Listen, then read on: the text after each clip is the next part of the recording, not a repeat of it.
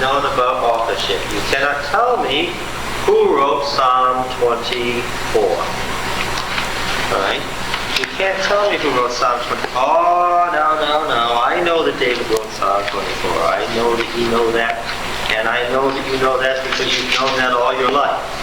You've known that. Why? Because what? These are the Psalms of what? The Psalms of David, yeah. Unfortunately, the little preposition of in Hebrew has the same semantic range it has in English.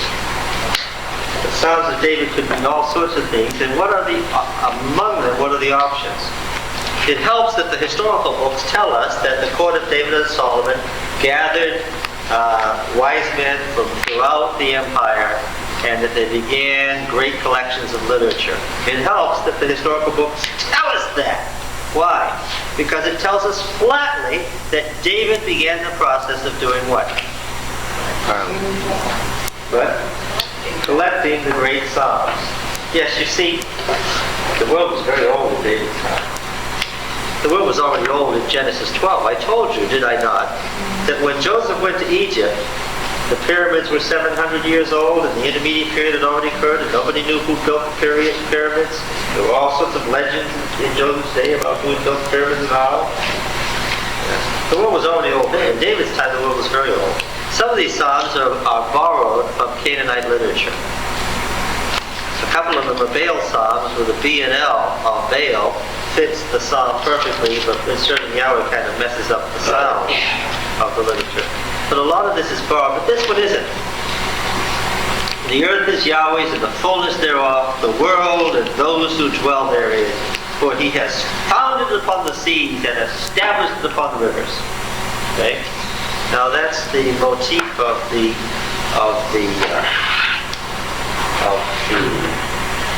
rule of Yahweh over the cosmos. And now we're going to enter into his temple. And where is that temple? Where is that temple? What? Now remember, you've got to think like an ancient. Where is it? You're half right, but unfortunately every half-truth is a lie. What? Yeah, you said also. See, you think you've done a good job of just doing better than him, but you haven't. You've only been a more subtle deceiver. It's both. But both, I told you to say both. Yes. But I said that because I was a Westerner talking to Westerners. When I say it's both, that's not what they meant at all. What did they mean? How many temples were there? One. Not two. There wasn't an earthly with a heavenly. There was what? One temple. Because here is there, now is there. Okay? I'm sorry, but that's just the way it was. Now, that's why you could get direct blessings from Yahweh by going into his presence. You were in the presence of the Lord. Oh, when we come into the sanctuary, we say we're in the presence of the Lord. We mean something quite mystical and different from that. No, we're Westerners. Now, this is called an entrance liturgy. These are called entrance liturgies, and I've referred to them in this thing we're going to read here. And I mentioned this because I wanted to use it as an example. Here is what the supplicant, and by the way, this began at the bottom of the cosmic mountain in all the ancient myths, and in Jerusalem, this question was asked down at the Kedron Valley. There was a giant staircase that led up to Solomon's temple. Hundreds of feet high, majestic thing. And you entered, and Zechariah and some of the other prophets tell us, you enter the valley of Jehoshaphat, and that is the valley of decision, that's the valley of judgment. Okay? That's where judgment must be made on you and on your offering. Okay? This is the question. You're seeking entrance, because when you get entrance into this temple, you are in the immediate presence of Yahweh, where the blessings of righteousness will flow on you, and you will have eternal life. Okay? Now you must ask the priest this. Who shall ascend the hill of Yahweh? This is Zion. Is this the heavenly Zion or the earthly Zion? It is Zion. Who shall ascend the hill of Yahweh, and who shall stand in his holy place? Now stand here doesn't mean just this, right? That's not what the verb to stand means. What does it mean to stand in judgment? can be survived. Yes. To survive. Yes, that's right. It's what we mean by withstand. Yes, it's what we mean by withstand. Did you withstand the temptation? Yes. Did you withstand the trial? Did you make it through? Yeah, that's what it means. Who will be able to endure? To stand means to make it through. Who has the right to do that in his holy place? How does the priest answer? Oh, this is antiphonal, you see. You can't read this on Sabbath morning and get the kids out of it, because we're not standing at the base of the Kedron Valley waiting to go up into the heavens and stand in the immediate presence of Yahweh. But the priest, this is a moment of judgment. The priest answers, he who has clean hands and a pure heart. And to do biblical theology, we'd look through the Old Testament about what does the idiom to have clean hands mean? You understand? If we're going to do biblical theology, clean hands must mean something. So we look for the idiom clean hands all through the Old Testament, and particularly in Psalms, and particularly in other entrance liturgies, to see if we can find out what having clean hands means. And a pure heart. Pure heart to us is very abstract. It wasn't abstract to them, we want to know. Who does not lift up his soul to what is false, and does not swear deceitfully. He will receive blessing from Yahweh and vindication from the God of salvation, the God of salvation. Yahweh takes on many forms, and here it is the God of salvation. It is important to know that salvation means to be rescued from being taken prisoner by the enemy in this context. This is one of those brought back from the house of the dead verbs. Okay. And vindication, there's that word that we find in Daniel, right? When will the sanctuary be vindicated in Daniel 8:14? Yeah. Vindication from the God of his salvation. And the priestly choir says, in speaking to the priest, to tell the priest what to do, here's somebody who wants entry. The answer about this group of people is, such is the generation of those who seek him, who seek the face of the God of Jacob. And I remember that Jacob is the supplanter, and Jacob made a covenant, and the God of Jacob, when you call on the God of Jacob, you're calling on a different aspect of Yahweh than when you call on the God of Abraham. There's something about the God of Abraham, the way God was revealed to Abraham, that's different from the way God was revealed to Jacob. If you're calling on the God of Jacob, you know what you're calling on. A certain aspect, a certain quality, a certain kind of God. Sometimes, if you're in desperate straits, you might call on what? Call on the God of Abraham, Isaac, and Jacob. Yes, you know you're in trouble then. Yes. Now then, here's a passage drawn from the Baal epic, word for word. We find this passage in the Ugaritic text from the 24th century BC, and it's not about Yahweh at all, it's about Baal. 24th century BC, when did David live? 1,000? No, 1,000, yes. 1,000. So, somebody in a Canaanite city, 150 miles north of Jerusalem, 1,400 years earlier, was singing verses 7 to 10. You want me to tell you the original setting? Is that the same thing that Isaiah says in chapter 34, verse 14? Or 33, verse 14? Same thing. Yes, so what you deduce from that? He's talking about who can stand within the fire. God is eternal fire, consuming fire. First of all, we know that Isaiah of Jerusalem was a member of the priesthood. And one of the questions about who could stand, it was an entrance liturgy, yes. Now, is anybody curious about the setting of these verses as they originally occurred in the Baal epic? Does anybody want to know the story? I'm just dying to tell. No. I guess not. No? Oh, go on. Charles wrote snow. Please. Here's the story as it occurred in Ugaritic. In Ugaritic. Ugaritic was the name of this ancient Canaanite city. Okay, that's why when we say the Ugaritic text in relation to the Old Testament, okay, Ugaritic is just the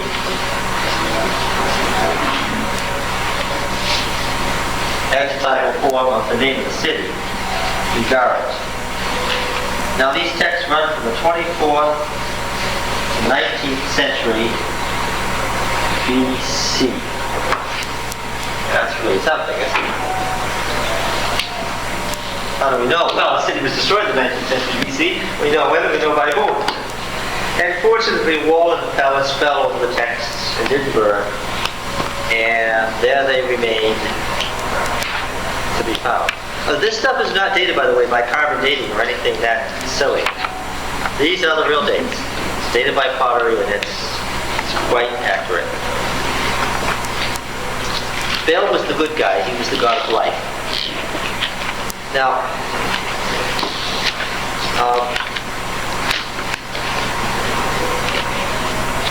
of all the older gods, there was only one left, and that was El. El, God. And he lived in a tent on the cosmic mountain. And the tent had two apartments. It had a veil hanging between it, and it had two apartments, an inner shrine and another shrine, a holy place and the most holy place. It's actually called the most holy place. And the gods were having quite a fight over who was going to control the cosmos. And the heavenly court came together, the sons of El, and on this occasion they had a problem because Mot, the dragon, the god of death, Mot is the Semitic word for death, had taken over the world and everything had died. Okay.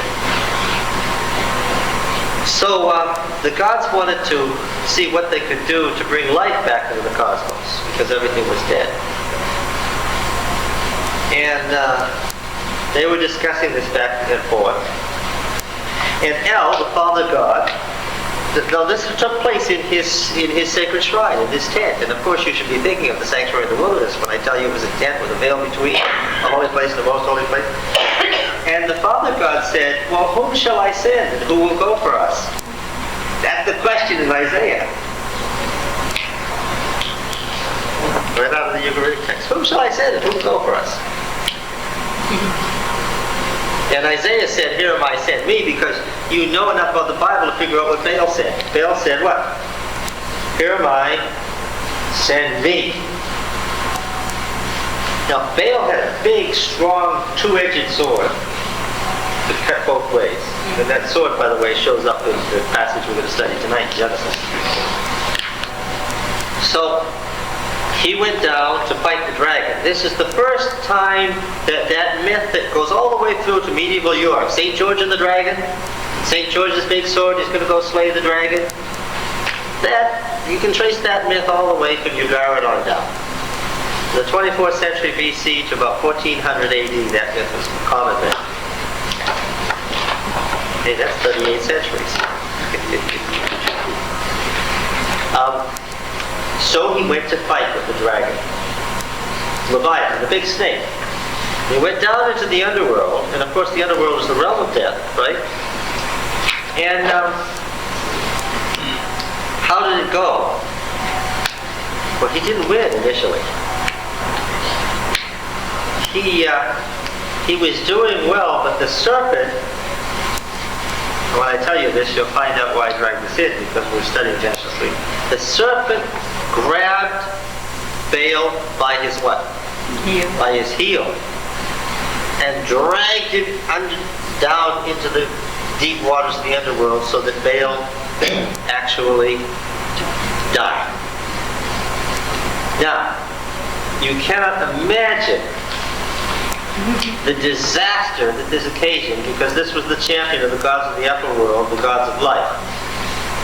And their champion, their beloved, the son of El, the son of God, Baal, had died. And it says that the gods' heads actually drooped into their laps and hung between their knees as they wept. And that their tears ran down their legs. This was very distressing. And things were not going well at all. And 3 days and 3 nights passed. On the third day, Baal's sister Anna, the goddess of love and war, the goddess of fertility and death, decided that since she had some power over death, she would go down and get Baal, her brother and lover, back. So she went down, and she found that by now he was all in little pieces, because the dragon had chopped him up in little pieces. And she put him back together, holding Leviathan off all the while. And she said to him, "Son of God, thy father calls thee, come forth." And guess what happened? In the Ugaritic myth, on the third day, Baal rose to life and was resurrected. Now, this was not expected, as you can imagine, by the dragon Leviathan. When Baal woke up, he grabbed his sword and what did he do with it? Well, say it in biblical terminology. You know what he did. He gave the dragon a deadly wound. Isn't this fun? 24th century BC. So what happened to all the dryness in the world? All the death in the world. What happened to it? At that moment, they looked out over the Mediterranean from Zaphon, the holy mountain, and what did they see? They saw a small black cloud coming, and they knew what? They knew that the season of death and dryness was over, that what? The reign of Baal was coming. Because Baal was the god of thunder, lightning, and rain. And when there was a great thunderstorm coming off the Mediterranean, you knew that that was the moment that what? You knew that that was the moment that what had happened? You knew that that was the moment of Leviathan's death and Baal's resurrection. Oh, so now Kings 19 makes sense. Now you catch the irony. Now you understand what Elijah was doing up there at the end of a great dry season. Confronting the priests of Baal. Pouring out the last water from the king's store and saying, "Where is he? I tried to get here." And there wasn't any Baal. Because in the Old Testament, Yahweh replaces Baal. And now, it tells how they built. At that point, they made Baal the king of the gods. And El, the father god, gave up kingship to Baal for eternity. But you know that time is cyclic, Oscar, because you know how the ancients thought. So just because there was a deadly wound, what was going to happen to the deadly wound? The deadly wound was going to be healed. And death and the powers of evil would take over again. And what would happen? And the fight would be fought again, and the moment of crisis, and the rains would come again. So they made a temple up there in the heavens. The gods made Baal a temple. And this, it's important to know that the word temple and the word palace are the same word in Semitic languages. So did they make him a palace or did they make him a temple? Oh, a palace is a temple. So now, Baal was proclaimed king over the gods forever. He had eternal kingship. And this is what they said. They said, "Long live the king." But first they knew that Baal had been dead. So they said, "The king is dead. Long live the king." A phrase, again, from Samuel that goes all the way into Europe. Right? Why are these things so familiar? Because they're part of the Canaanite stock in religion, and they're the basis of Western civilization. And now they usually mean that the old king is dead and now the new heir. Yes, but you didn't realize that the idea of a family of kings, all of whom give their life to each other, hereditary kingship was based on Baal. There was never any hereditary kingship in Israel because that was a pagan idea. And David had the nerve to ask for what? Hereditary kingship. And he wanted to do what else? Build a temple to replace the sanctuary. Just as Baal's temple replaced El's tent. Now this is heavy-duty stuff that we're going through here, but it's very important. Because if you don't understand this, if you don't understand how to do exegesis, we're not going to... Most of the Bible is going to remain a mystery. Yes, you were saying? Well, what is the title of that story? Is this just Baal? It is called in all the... and you can go right here to our library and read it. Okay. And you can either read it in documents from Old Testament times or from ancient Near Eastern texts, either which is in our library, and it's called the Baal Epic. Okay. And that's the title you'll find it under in those books. If you want. Oh, I didn't tell you one of the great things, and that's because this is when Baal was resurrected at the end of the third day, and when he gave the dragon its deadly wound, and when the life-giving rains were on their way, he came back in triumphant glory to the cosmic mountain. Now the gods had given up. Their heads were still down between their knees, crying. And this is what it said. Psalm 24, verse 7. Oh, it doesn't make any sense here because the Hebrew writers always expurgated out these pagan concepts. It says here, lift up your heads, O gates. Gates don't have heads, and there's nothing to lift up. Because, of course, the original said what? The gods had their heads down between their knees. Baal was on his way back. And what does the line actually read in the Baal epic? Lift up your heads, O gods, and be lifted up, O ancient beings. Well, of course, our Hebrew writers couldn't stand for that, so what did they do? Yes, doors, because they've made it, this is part of an entry ritual into the temple. And so they have changed it from the divine beings into the gates and bars of the temple itself, the courts of the temple. That the King of Glory might come in. Exact quote from the Baal epic. And then the gods answered in considerable surprise, who is this King of Glory? Because they had not yet given kingship to anybody. Well, of course the answer is Yahweh strong and mighty, Yahweh mighty in battle. But the Baal epic didn't say that. What did it say?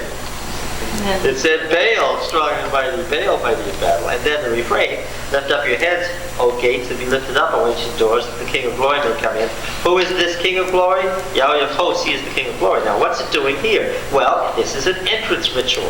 And this is the part of the psalm that the worshipers sang as they ascended the staircase to go what?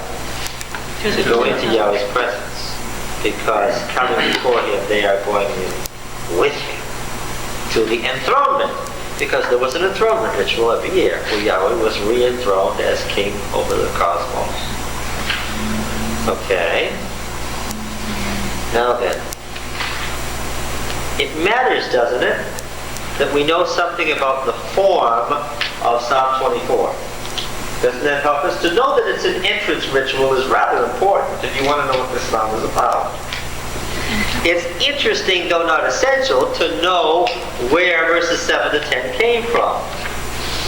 How they were lifted from the Baal epic and why. Because in fact, those were the entrance words into the Baal temple of the worshippers in that religion's entrance ritual. And they just lifted a more ancient entrance ritual and what? Taken it over, modernized it, and used it in the Hebrew religion. Okay. They demythologized it too. Yeah, they took the mythic meaning out of it. So inspired. But, It's so inspired. well, you see, what we're getting at is authorship. I'm still on number one. What is the authorship? There's nothing wrong in our view of inspiration to adopt a piece of literature from the ancient world and to reuse it, a piece of religious writing, and to reuse it for your own purposes. Some of our great hymns were popular too. There's absolutely nothing wrong with that. That's the point I was making years ago when I was talking to Walter Ray, and he was saying, Mrs. White can't be inspired. She copied these words from somebody else. The point I was making is, if you start doing that as your test of inspiration, what's going to happen? You're going to undermine our Bible. Once the facts are known, you're going to take away the Bible if you start doing that. See? I don't see that. If God is in control, in fact, as we talked last week, God, in practical terms, wills all, then the fact that the Ugaritic epic was written with language that would later be used is also something God intended. Oh yes, because for a specific purpose. Oh sure. The Ugaritic folks had the legend, and it's referred to in Isaiah 14, about how the star that sits on the horizon, Venus, right? The morning star that you can see on the eastern horizon just before, how that star in its brilliance was once the North Star, and how that star led a third of the stars in a war on El's throne to try to take over El's throne and rule the cosmos, and how it failed and a third of the stars were cast to the ground. Okay? That's the oldest known form of the Great Controversy myth. Now remember how I'm using myth, right? Yeah. What does Mrs. White say about this? She says that among the heathen, there was what? Light. There was a memory, though somewhat confused, of the plan of salvation as originally revealed. And in a lot of ways, the Baal epic is right. It's just that Baal becomes a part of nature, and they've turned God, they've ratcheted God down to a part of nature. That was their mistake. Yes. Zoroaster brought up a very important figure. He says there's Ahura Mazda and Ahriman. Ahura Mazda is the light, Ahriman is the darkness, and they're going to have a battle in the end. And of course, Ahura Mazda is going to win out with the battle, and all will be light. He separated the opposites, light and darkness, in a way that the Old Testament won't do. Why? The Old Testament says what? God is God of light and darkness. Yeah. It's against that Persian concept that verse was written to Cyrus that we read in Isaiah. I form light and I create darkness. One. All right, now, what I'm getting at here is, this was an entrance ritual into the temple. Did David write it? Well, first of all, I have the problem of, since this is an entrance ritual into the temple, I have a chronological problem. What is that? The temple wasn't. There wasn't any temple until after David died. Okay, there's the first problem, right? Of course, if I want to be really technical about authorship, I can't say that David or anybody else wrote verses 7 to 10. Why? I can say that the Hebrew psalmist has expurgated and demythologized verses 7 to 10 to make it useful as an entrance ritual into the temple. Right? Right? Now then, this is a ritual. Who wrote it? Well, now, Maybe the Ugaritic priest. I don't know whether a particular priest was commissioned by the high priest on a particular day to give us a really good entrance ritual. Now there are many of them. This is the best. Why is it in the Psalter among the 150 best psalms? When we know from the wisdom literature that there were over 3,000 psalms, why is this among the 150? This is the best of the best.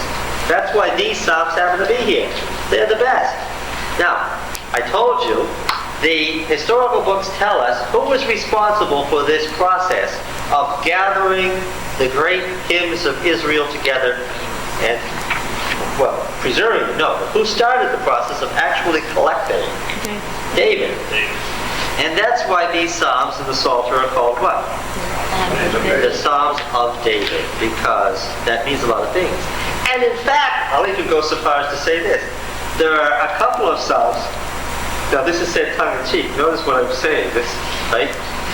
Picture the average person now. I'm going to say this. I'm going to go right on a limb and say there are a couple of Psalms that were what? Actually written by David. There are actually some Psalms in here where the heading says that David himself actually wrote this Psalm on a particular occasion in his life. So in fact, what can I say? There are a couple of Psalms where I will go with the traditional headings. After all, they come from the 6th century BC, where we have reason to believe it was David himself who wrote them. A couple of them. Okay? Psalm And it's 34. now, what about the Proverbs? The sayings of Solomon?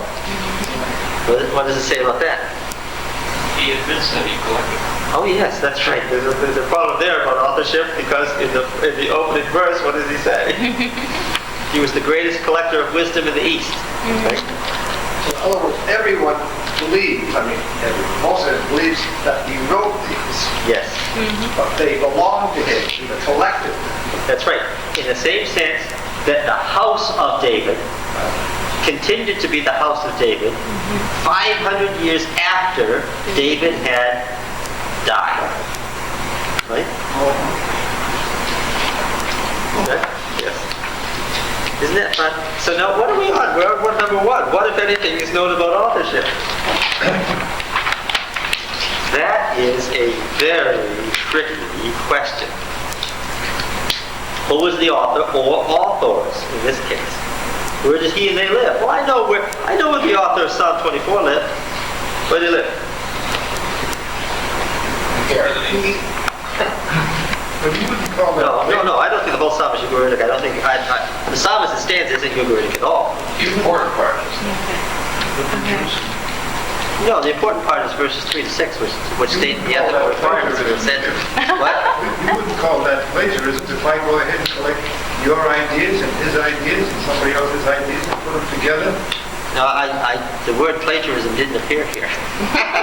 First of all, the very idea that words are owned by one person is a thoroughly what? Modern. Yeah. In fact, that's a product of the 20th century. Yeah. There's nothing new under the sun. It's more like it, isn't it? Yeah. Okay, now, in this entrance ritual here, I can say for sure that this entrance ritual comes from a Yahweh's temple. Perhaps the temple in Jerusalem, or perhaps from a Yahweh's temple predating the temple in Jerusalem. For instance, there was a temple to Yahweh in Bethel, and another in Dan, and another in Beersheba, and another in lots of other cities. When David united the monarchy, he began to collect these things. But one of his descendants, Hezekiah, did something even more outrageous. What did he do with all those other Yahweh temples? He closed them. Yeah, he really did destroy them. I was there this summer. They dug up the Yahweh temple in Beersheba. They dug up the Yahweh temple in Beersheba. You know what it was? It was 3 feet of ash. When they wanted to burn something, of course, they'd pour oil all over it. Because they traded in oil. They'd send some money over to Iraq, they'd get some oil, they'd pour oil all over it, then what? That would really burn. So we think of temples are being stone, they were stone structures. Oh, there were some stones in it. You know what he did Yeah. with the stones? He built a great stable in Beersheba, and he put the stones in the stable to thoroughly, what word am I looking for? What does it mean when you curse the temple, when you profane it? To thoroughly profane it so it could never be used for sacred purpose again. They found giant stones with horns on them in the stable wall. And you know what they did? They pulled these stones out and they put them together and they built a perfect altar of sacrifice to exactly the size it says in Leviticus. And I've got pictures, mind you, of them putting it together for the first time, practically jumping up and down, realizing that they had the altar of sacrifice from the Yahweh temple of Beersheba that Hezekiah had destroyed. So I can say that Psalm 24 was written by a priest with the authority of the priestly court in Jerusalem